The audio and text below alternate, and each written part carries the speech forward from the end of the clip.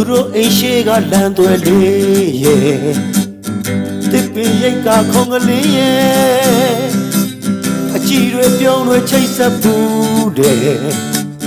ပဒင်းပေါင်းလေးရဲ့နေစဉ်ရက်ဆက်သေးတန်ဘူးတဲ့တရက်ကွက်လုံးအောင်သိထားတယ်မင်းနဲ့တို့ဟာတနေ့ချချစ်သူတွေဖြစ်ကြလိမ့်မယ်ရက်ဆက်လို့နဲ့မတ်တီထွေးရဲ့ပြည့်ပဲရဲ့အေးကြီးများရဲ့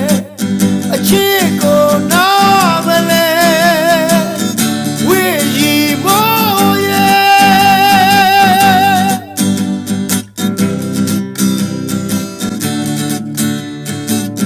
သုံးယောက်လုံးကချစ်ဖို့ကောင်းတယ်